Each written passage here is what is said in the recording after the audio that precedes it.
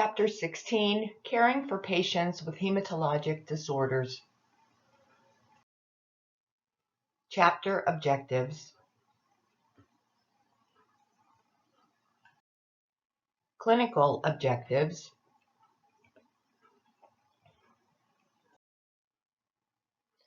In the human body, healthy red blood cells carry oxygen to the tissue.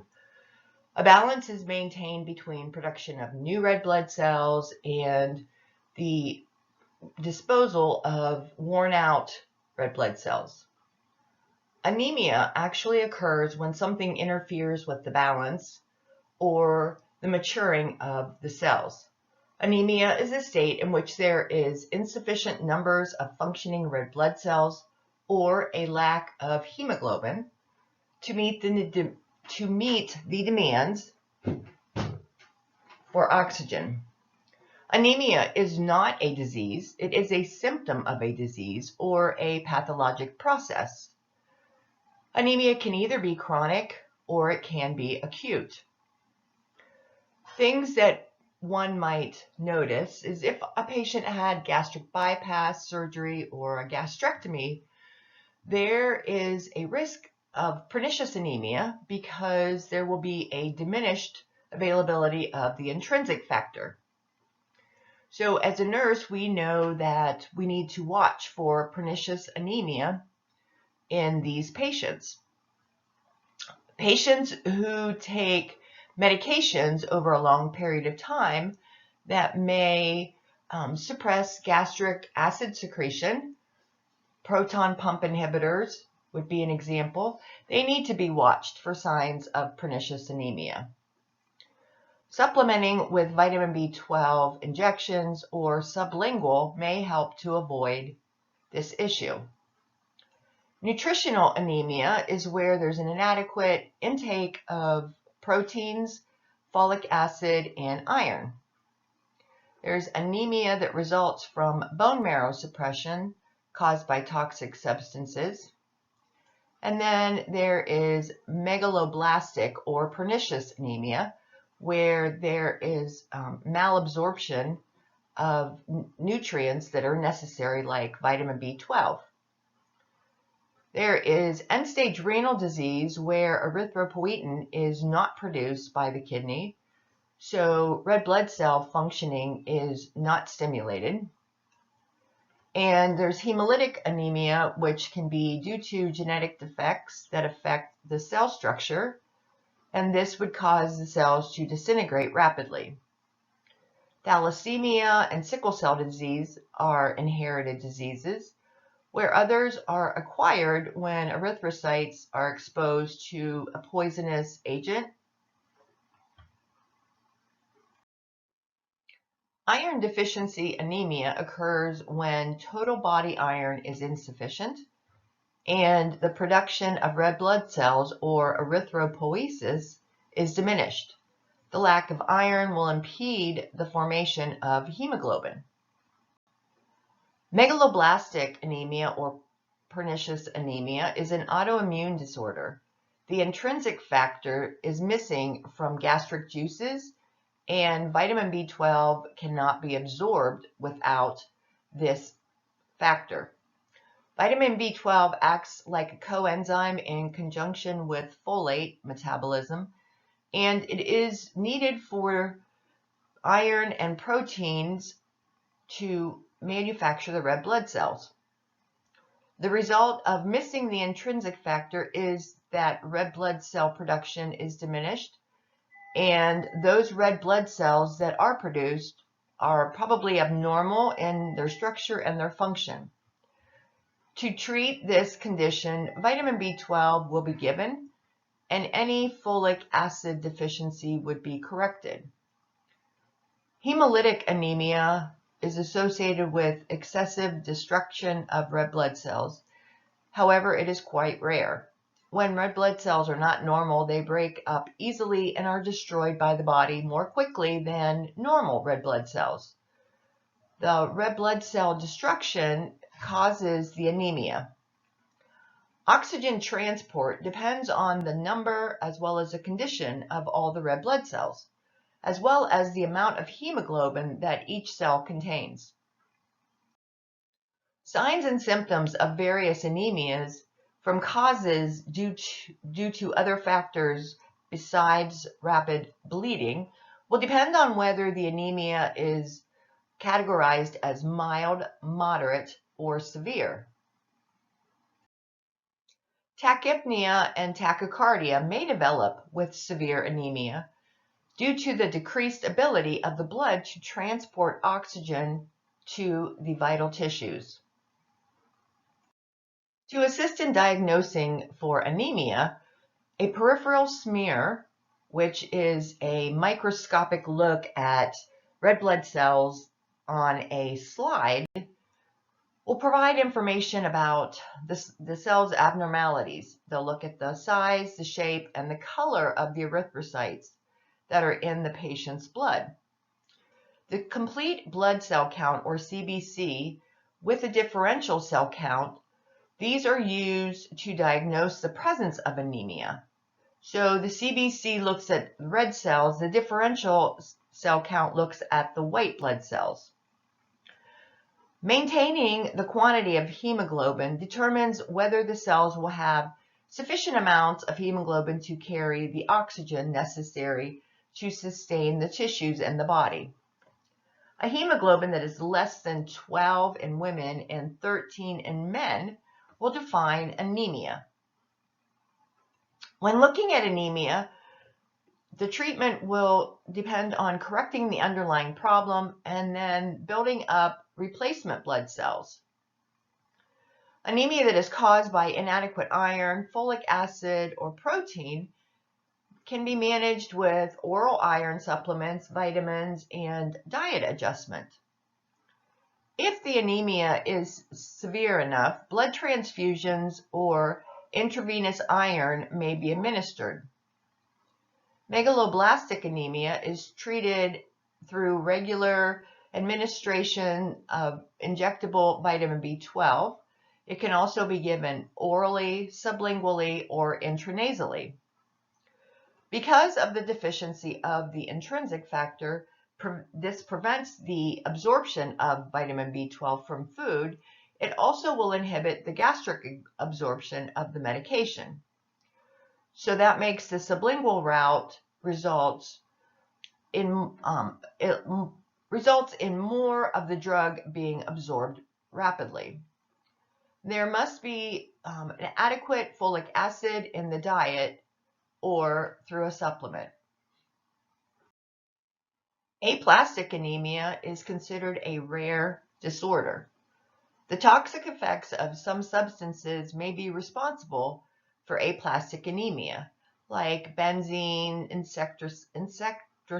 insecticides, some medications, gold compounds that treat rheumatoid arthritis, and things used in chemotherapy.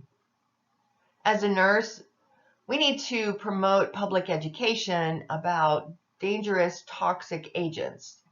People need to understand they should read as well as follow the label instructions on cleaning products, insecticides, and chemical compounds. Aplastic anemia can cause an emergency situation, and the treatment must eliminate the identifiable underlying cause. The impairment or failure of the bone marrow function leads to the loss of stem cells. This is the cause of aplastic anemia. With aplastic anemia, the bone marrow has decreased cells and an increase in fatty tissue. In addition to signs and symptoms of iron deficient anemia, there's also ecchymosis, petechiae, and hemorrhage that is related to a low platelet count. These signs and symptoms may also be observed. Infection with aplastic anemia is common, but may not cause an inflammatory response because of the low leukocyte count. With aplastic anemia, there is frequently bleeding in the patient's mouth. Sickle cell disease is a genetic disorder where the gene is inherited from both parents. Sickle cell disease is characterized by a gene mutation that causes a production of an abnormal hemoglobin S rather than hemoglobin A. Sickle cell is found in 8 to 10% of African Americans, but sickle cell also will affect Hispanics, South Asians, and Caucasians from Southern Europe, as well as individuals from Middle Eastern countries. Sickle cell trait is considered as heterozygous, meaning that the person has an inherited gene for the trait from one parent only. People with the heterozygous trait for sickle cell are carriers. They cannot transmit the gene to their children even though the individual does not have any signs of the disease. The defective hemoglobin S polymerizes when hypoxia is present. This causes the cells to form the sickle shape, block blood vessels. They can break apart and form thrombi that can cause organ damage. Sickle cells are destroyed by the body very quickly, causing anemia. The lifespan of the sickle cell is roughly 10 days compared to that of 120 days for the hemoglobin A. Sickle cell disease will indicate the presence of the hemoglobin S. As long as the cells are not causing a blockage in the circulation, no symptoms will be present. However, when the cells do clump, the blood flow is impaired, and the signs and symptoms are those that indicate a lack of oxygen and blood flow. Things like pallor, lethargy, as well as pain. Periodic episodes of pain are called sickle cell crisis, and this indicates a lack of blood flow in the small vessels. The problems due to the interrupted normal blood flow will affect many organs.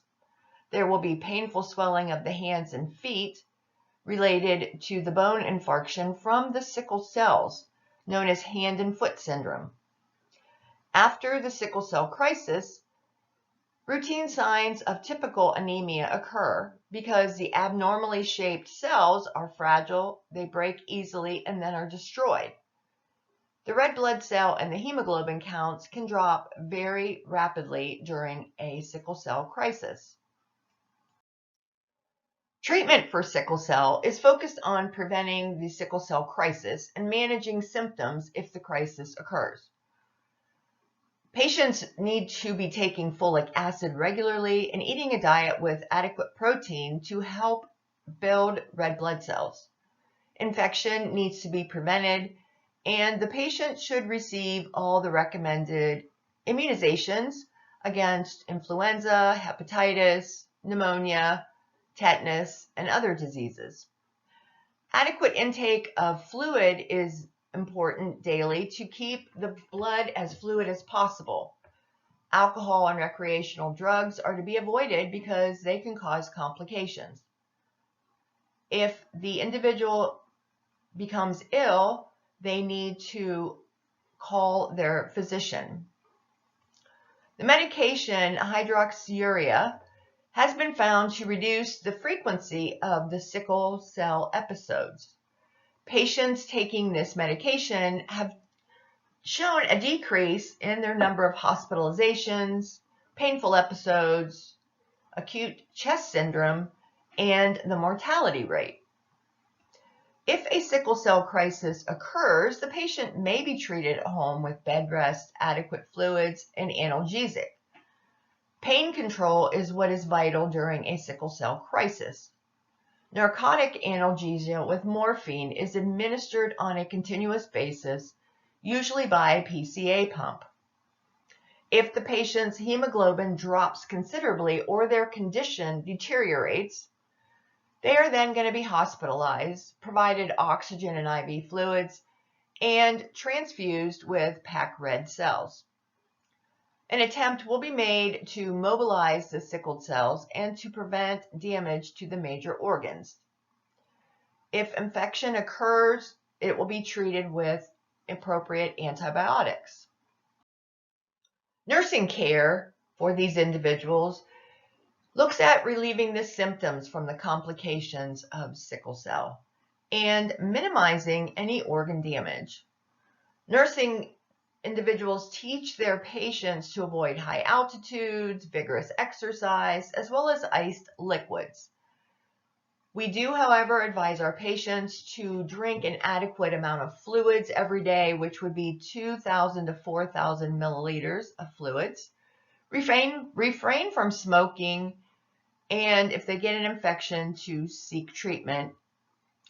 Adequate rest is also important for these patients because they will often experience fatigue. With Polycythemia Vera, the blood will become thick from the increased number of cells. The blood vessels will become distended and the blood flow will be sluggish. Due to the sluggishness of the flow of blood, there is a tendency to make blood clots. Blood pressure will be elevated and the heart will hypertrophy. Bleeding is common in areas of distended blood vessels. Signs and symptoms of Polycythemia Vera would include a reddish face with deep red purple lips, fatigue, weakness, dizziness, headache, splenomegaly or an enlarged spleen, and a very congested liver. Treatment is aimed at reducing the number of blood cells and then preventing any complications. Some of the methods would be by phlebotomy or anti-neoplastic agents and radiation therapy. Leukemia has three major effects. It increases the numbers of the abnormal and immature leukocytes, the accumulation of these leukocytes within the bone marrow, and the eventual infiltration of the malignant cells throughout lymph nodes, the spleen, and other bodily organs. Leukemia, when it is translated, means white blood.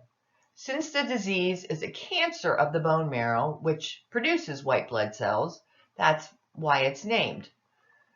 There are various types of leukemia. Some are more likely in a child, and some are found basically in adults. Specific leukemia type, age, and the physical condition of the individual determine the best treatment options. Malignant production of white blood cells is the actual cause of the disease. The DNA will become damaged and abnormal cells production will result. An acute leukemia is one where there is a large number of immature cells called blasts. These cells don't mature and they stay in the bone marrow. This impairs the production of healthy cells. In chronic leukemia, the abnormal cells build at a slow rate, allowing the production of some normal cells. Leukemias are also classified depending on the origin of the abnormal cells. Myeloid leukemia will arise from bone marrow. However, lymphoid leukemia has its origin in the lymphatic system. Patients that have chronic leukemias are often asymptomatic, and the disease is detected with a routine physical and a CBC. Some signs and symptoms of leukemias may include fever, headache, bone pain, pallor, weakness, fatigue, malaise, infections, swollen lymph nodes, enlarged spleen, may see weight loss, and easy bleeding or thrombosis. Diagnosis is made using a history and physical, the physical exam, the CBC with differential, and then bone marrow studies to rule out other such disorders. Leukemia treatment, no matter what the leukemia, always tries to decrease the growth of any malignant cells We want to maintain the normal level of red cells, hemoglobin, and platelets. As nurses, we help manage the symptoms and meet the needs of each patient. And then we will assist patients to explore potential curative treatments. Infections from bacteria, a virus, and fungus are the most common cause of death in people that have leukemias. Infection is a threat either because of the abnormal function of the bone marrow that is characteristic of the disease, or it could be due to the suppression of bone marrow function as a result of any treatment therapy. As a nurse, we help prevent infection, and we are vigilant at our assessment for early signs and symptoms. Abnormal bleeding may be a result of the low platelet count, and this is the second most common as well as dangerous complication of leukemias. As nurses, we observe the patient, we're aware of the patient's current platelets, and we prevent trauma to body tissues and vessels that could occur due to a low platelet count. If the nurse initiates neutropenic precautions on a patient who had chemotherapy, which action would be considered appropriate? Use clean technique for wound care and invasive procedures. Use protective isolation as necessary. Allow visitors. Maintain integrity of skin and mucosa. Provide analgesics as needed. The correct answers are 2 and 4. Thrombocytopenia occurs when the platelet count drops to less than 150,000. This can be a life-threatening condition. There are various causes. It could be bone marrow suppression from chemotherapy or radiation. It could be an autoimmune disease. It could be a bacterial or viral infections. It could be disseminated intravascular coagulation or an overfunctioning of the spleen. Some drugs like non-steroidal anti-inflammatories and thiazides can also decrease the platelets. An increased use of heparin preparations for DVTs has led to greater occurrences of heparin-induced thrombocytopenia. Heparin will trigger antibodies that prompt the platelet activation, resulting in forming of clots, which depletes the platelets. When platelet counts are low, the primary problem is clotting. Immune thrombocytic purpura is the most common acquired thrombocytopenia. It is an autoimmune disease in which there's an abnormal destruction of circulating platelets.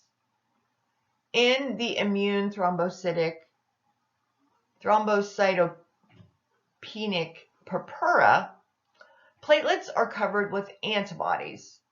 In the spleen, these platelets are now recognized as foreign and they're destroyed by macrophages.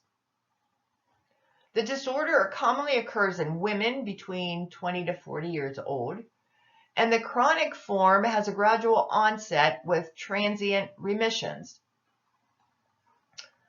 Many patients that have thrombocytopenia are asymptomatic, but there are some signs and symptoms of thrombocytopenia. It can include purpura, which are purple spots and patches, as well as small areas of multiple petechiae in the skin and mucous membranes, or it could be large bruised areas caused by hemorrhage, and these are known as ecchymosis.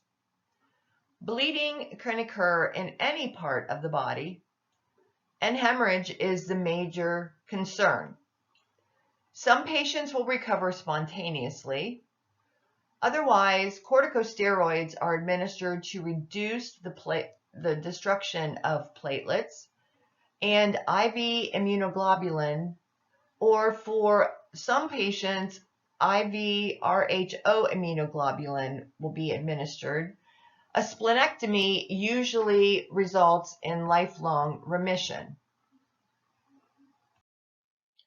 A cautionary note: as a nurse, we know that these patients bleed easily. So anytime we do any actions, start an IV, we need to make sure that site pressure is held for 10 minutes because it'll take a while for the patient to clot, and we don't want the blood to keep oozing out of the patient.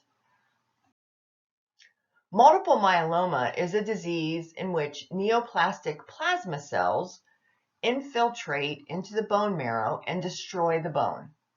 Men are affected twice as often as women, and the disease occurs in African Americans twice as often as Caucasians.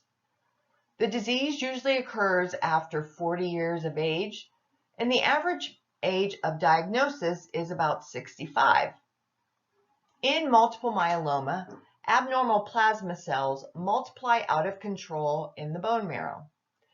The accumulation of these abnormal cells will disrupt the normal red blood cell, white blood cell, and platelet production. The disruption of normal cell production may lead to anemia, impaired immune response, making the individual susceptible to infection, and bleeding tendencies. The tumors will disrupt the normal bone marrow function and weaken the bone, which will then predispose the patient to frequent fractures.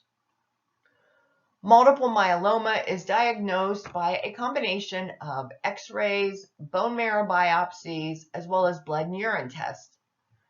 The appearance of light chains from abnormal immune globulins in the urine, known as Bence-Jones proteins, is a diagnostic sign of multiple myeloma. Because the bone destruction during multiple myeloma releases calcium, a hypercalcemia may lead to kidney stone formation and renal impairment. The CBC will show anemia, leukopenia, and thrombocytopenia. Bone marrow studies will show a large number of immature plasma cells. There are many treatment methods for multiple myeloma. Chemotherapy and hematopoietic cell transplant are often used to help combat multiple myeloma. Pain control is a primary concern. We know that hypercalcemia and osteoporosis will develop oftentimes, and patients need to be monitored and treated for these specific complications. Measures must also be taken to help prevent any pathologic fractures. Chemotherapy are individualized to the patient based on the results of testing. Agents like Velcade or Revlimid, as well as dexamethasone, are first-line therapy for multiple myeloma. Additional therapies will include radiation to target areas of pain, erythropoietin, plasmapheresis, and surgical interventions.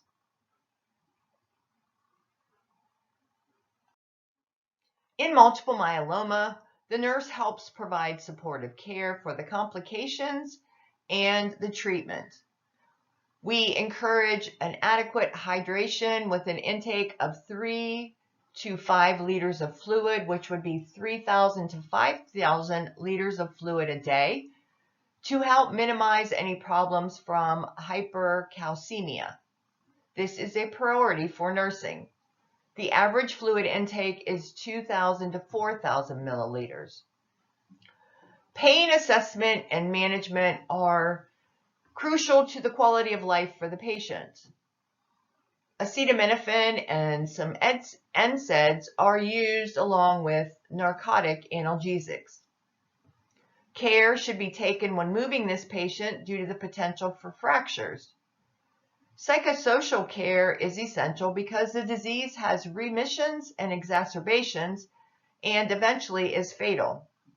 The patient and family must be taught about signs and symptoms of hypercalcemia and be instructed to report these signs and symptoms immediately. Measures to prevent falls need to be instituted. Mental status is monitored closely, and measures to protect the patient are instituted if confusion does arise. Hemophilia is an inherited X-linked disorder where there is a deficiency of a specific clotting factor. Classic hemophilia or hemophilia A with a factor VIII deficiency will affect 20.6 out of 5,000 males in the United States. Hemophilia B, also known as Christmas disease, causes a deficiency of factor IX. Christmas disease affects 1 in 30,000 males. Because of the deficiency within the clotting system, both types of hemophilia are characterized by delayed blood coagulation that produces a prolonged period of bleeding after an injury or surgery. The types of hemophilia almost always occur in males and are genetically transmitted through the mother. Although the mother does not have this disease, she and all of her female offspring are carriers for classic hemophilia. Female carriers of the X-linked recessive condition are usually asymptomatic, but under certain conditions, they may exhibit mild hemophilia. Acquired hemophilia can affect both genders, but the disease is quite rare. Hemophilia can develop as a result of formation of an antibody to clotting factors and blood transfusions in patients with collagen vascular disease or after a drug reaction. Idiopathic occurrence may be seen in people greater than age of 50 years old. Von Willebrand disease is a genetic disorder in which the von Willebrand clotting factor is absent or defective. This protein binds factor VIII, helping to form clots. When it is absent or it dysfunctions, platelets do not clump appropriately. This will affect men and women equally. The most obvious symptom of hemophilia is bleeding. The hallmark sign of hemophilia is bleeding into joints. This will cause a loss of mobility and unequal extremity length. Bleeding will also occur internally with leakage of blood into the intestinal or peritoneal cavity and into deeper body tissues. Hemarthrosis, known as bleeding into the joints, produces swelling, pain, warmth, and limitation of movement similar to that is experienced by patients that have rheumatoid arthritis. The diagnosis for hemophilia is through history, physical exam, CBC, a coag panel, and tests for different clotting factors. In the most common types of hemophilia, transfusing the missing blood factor will prevent bleeding. Recombinant forms of factor VIII and factor IX are available and administered intravenously at various dosages as well as intervals based on clinical data. Safe analgesics for hemophilia patients are acetaminophen, oxycodone, codeine, and tramadol. Prophylactic factor treatment may be administered before a dental procedure or in advance of other invasive diagnostic tests, as well as unavoidable surgery. In addition to administering the needed clotting factors, other interventions will include elevating the injured body part, applying cold packs, controlling the patient's pain, observing for additional bleeding, and providing psychological support for the patient and the family. We as nurses should also encourage genetic counseling for family members. Disseminated intravascular coagulation, known as DIC, is a complicated disorder that usually occurs in conjunction with tissue destruction. It is not a disease, but it is a complication of a significant clinical condition. It usually accompanies serious problems like severe trauma, gram-negative sepsis, shock, respiratory distress, malignancy, a transfusion reaction, an amniotic embolus, as well as abruptio placentae, which is when the placenta separates from the uterine wall. With excessive clotting, this depletes the body's clotting factors. The bleeding will then follow, which could lead to hypotension or shock. DIC can present as a life-threatening emergency, or it can be a chronic process. Vascular volume is maintained with fluid replacement and vasopressor medications. Mechanical ventilation may be needed to support oxygenation as well as ventilation. Packed red blood cells are given to support circulation and perfusion. Fresh frozen plasma may be given to replace clotting factors if significant bleeding is present, and platelets may be transfused if the platelet count is below 10,000. To minimize the risks of circulatory overload, infection, a transfusion reaction, or other issues related to blood administration, blood is routinely transfused only when there has been a large volume of loss, when the patient has a deficiency of a blood component, or when there must be a total blood exchange in a newborn. Autologous blood transfusion, which is giving of one's own blood, is used when the patient's own blood can be collected and reinfused.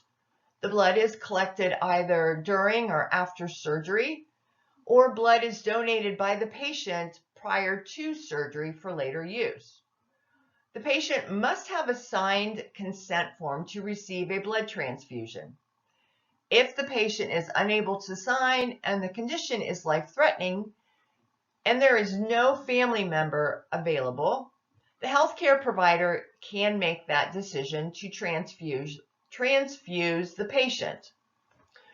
The determination whether the patient has an IV site established and noting the size of the catheter that is in place. If a transfusion is necessary, a 18-gauge catheter should be used. We need to ensure the patency of the infusion site before obtaining blood products from the blood bank. The only solution that is to be used with blood products is 0.9% normal saline. No other fluids or medications are to be given with blood or blood products. The administration set for blood is specific, and it is primed with normal saline and set up before going to the blood bank to retrieve the blood. After retrieving the blood from the blood bank, it must be infused within 4 hours. If the blood is not going to be infused, it can be returned to the blood bank if it has been out of the refrigerator for no more than 30 minutes. The actual word reaction means a sensitivity to the blood itself or a sensitivity to the preservatives or other substances that have been added to the blood product. Reaction to red blood cells are the result of an incompatibility between blood types. Antigens on the surfaces of the red blood cells can bring a reaction when exposed to blood that is not the same type, making it incompatible. The antigen-antibody reaction will cause the cells to clump together and obstruct the flow of blood through capillaries. A major blood reaction routinely results from giving the wrong blood to the patient. A mild reaction is usually treated with antibiotics in the donor blood and not the red blood cells themselves. As long as there are no signs of any adverse reaction, the patient is assessed and vital signs are taken every 30 to 60 minutes until the transfusion is complete, depending upon the institutional policy. Infusion of ABO incompatible blood or components containing greater than 10 milliliters of red blood cells. Antibodies in the recipient's plasma attach to the antigens on the transfused red blood cells, causing the red blood cell destruction. As nurses, we need to meticulously verify and document patient identification from the sample collection to the component for infusion. Most ABO compatibility reactions are the result of giving the wrong blood to the wrong patient. When managing hematologic disorders, we need to ensure that patients have oxygen therapy, they have an adequate intake of iron and B12. If the hematologic disorder is severe enough, a splenectomy may be accomplished through surgery.